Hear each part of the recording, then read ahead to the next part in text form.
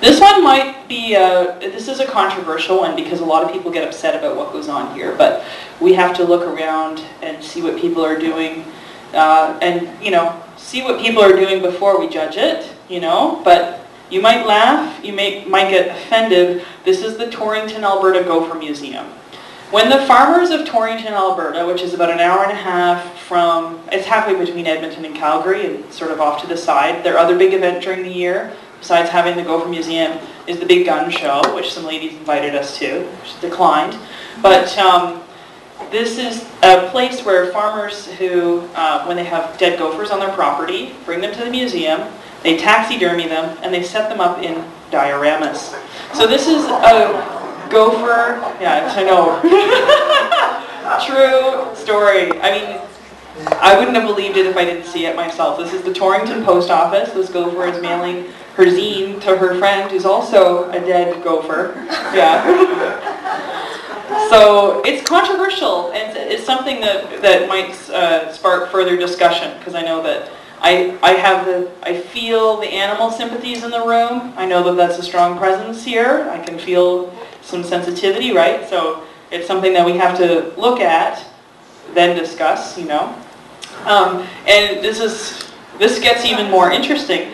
And one thing that I've been learning more and more as life goes on, and I have strong political beliefs about a lot of things, and I've noticed that sometimes people with access to the exact same facts that you have access to will completely disagree with you. And the more you yell at each other, the more you're disagreeing with each other, and the fact exchange has no effect on their opinion. So this is very interesting because in Torrington, a lot of people, a lot of animal rights activists started writing angry letters to them. And they got so happy about it. They loved it, they loved the publicity, it was their favorite thing in the world that had ever happened to their tiny town. The animal rights activists were mad at them, because until then, no one outside of Torrington had heard of Torrington. And then the Gopher Museum got more and more visitors than they had ever had. And as a tribute to their love of the animal rights activists who hate them, they made this little tribute. What this is because this is how they view activists, okay? This is interesting. We're looking through someone else's eyes right now, and we're learning how does my opponent see me? When I go to a protest, how does the guy in the tie see me? So these are the beads, you know, craft store beads. This is a beard. Someone took the time, okay, we can look and learn. Someone took the time to find a tiny clump of hair and glue it to the dead gopher's face, because in their eyes, all these activists have beards, okay? Animal rights beards. And this is this kind of like hippy-dippy hairdo that I don't understand. It was made of like feathers and cloth. And this is gags. Gophers against getting stuffed, right? This is the protest sign. Right? And then over here is the guy, the Torrington resident, in a top hat, right? Probably made of pressed beaver the way that they were made 100 years ago. And he's like, you can't take this gopher, and this one's saying this one is endangered. And they are fighting over a ground squirrel, which is basically one of their own. So they're having a physical tug of war over the body of a gopher, over whether this museum is right or not. And they love it. Okay, so Torrington went back to Calgary, got in an airplane, and flew back east, and then started heading towards Nova Scotia and some New Brunswick in there, and some Newfoundland. So this is where things get interesting. This is a geographically significant region because this is where, of course, the journey of Europeans into North America, colonization, a lot of change began. This is where the St. Lawrence River meets the Atlantic Ocean. In that steam and mist are where those two currents collide, which are the two currents that form our cultures here. So, and then this is, somebody was asking about Cape Breton. We were talking about Cape Breton earlier. This is the lady who runs a homemade museum of all the names of Cape Breton. So whatever your family name is, if there was a major migration of your family, I mean more than like your mom and dad, if you come from a family that 40 people with your family name got off one boat, your name is here in this museum that she diligently keeps. It's just her and this teenager who just hangs out all day. And then sometimes they have music parties. And it's called the Storytellers Museum. Moving through a little faster now. So this is Never Confuse Education with Intelligence. This is an interesting little monument by Signal Hill in St. John's, Newfoundland. This little lady, behind her is the place where Marconi's first radio signal was received, which was S repeating, which is kind of a funny thing because they said, you know, transatlantic radio, transatlantic signals, impossible. And of course, the S came from Cornwall in the UK and hit a station just behind these rocks. So this little dreamer is a monument to what people say is impossible. And I thought that she kind of looks like one of these Henry Darger kids, like these kind of, you know, this mystically gendered children from Henry Darger books come to life. Monument to the impossible. Just like this. Can you believe that's the name of a town? This is a real tourist thing in Newfoundland, not far from St. John's. Salt cod, for perspective. This is somebody making their own food in their yard.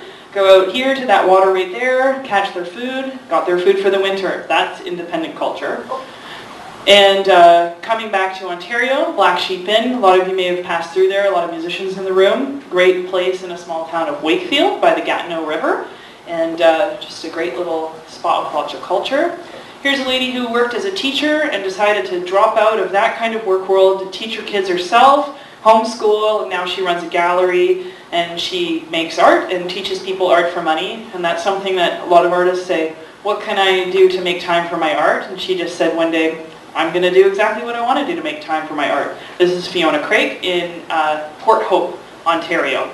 So we're coming to the very last slide because I know I'm way rambling on and on and on here. So after my friend Maggie's from Guelph, some of you might know her, Maggie Maher and I went through Port Hope to check out some stuff. We found a cool studio tour. We met awesome Fiona who showed me her art where she takes images from sort of Renaissance art, recontextualizes it in a feminist way, makes it interactive and tactile, and said no to working for the man or whatever, you know, other topic, and works for herself now. Not far from where she lives in her awesome studio. Here is the end of the slide. So we're talking about deindustrialization and transformation and a generation for whom many of us are uprooted, and we're moving around and we're looking for things. And this pier is where I want to end my part of the presentation before we go into a Q&A. Because here's Maggie. She's from Guelph.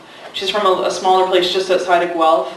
She moved to Toronto because Toronto's where economically she could make some money and play a lot of gigs. She's a musician. She's the Phonemes singer. You might know her. She's awesome, great friend.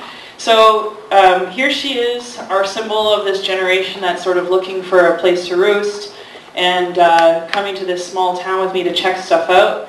And wouldn't you know it, despite deindustrialization, the traces of industrialization hang over us, and they create some kind of confused mix between pain to bear and also responsibility to sort out. And so the symbol of that, well, it's not even a symbol, it's a real thing and a real shame. Right here are, just through this tiny fence, it's like a fence outside of your school or something, these barrels have low-level radioactive waste from the refining of uranium.